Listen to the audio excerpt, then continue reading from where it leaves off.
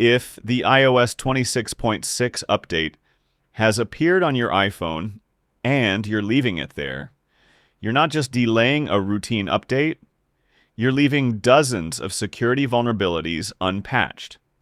Apple documented 78 fixes, and some of the issues could have allowed a malicious app to gain powerful system privileges or exploit a specially crafted image or file. The update fixed issues that could have allowed a malicious app to gain kernel or root privileges, escape its security restrictions, and access sensitive data. It also includes fixes for vulnerabilities in Safari, WebKit, Siri, Wi-Fi, contacts, and image and file processing.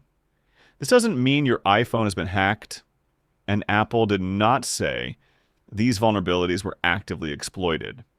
But now that their details have been published, delaying the update for too long isn't a smart move. The second important change is preparing Spotlight for iOS 27. Spotlight uses an internal index to quickly find apps, photos, messages, and files. iOS 26.6 improves this index now, so the transition to iOS 27 will be faster and have fewer problems. There are also some small hidden changes.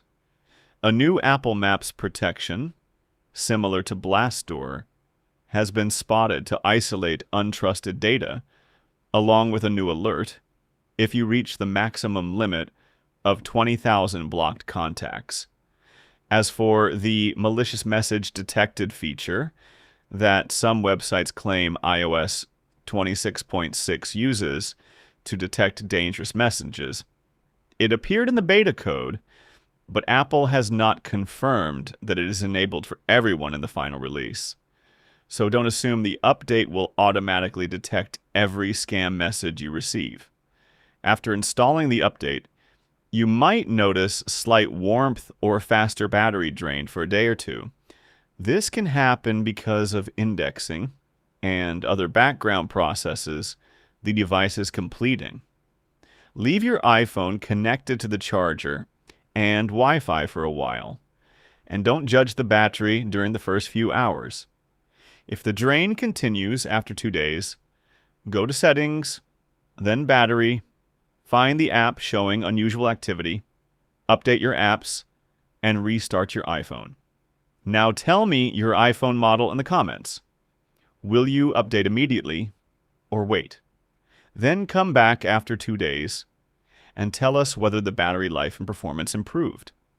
Your experience could save someone with the same iPhone from making the wrong decision.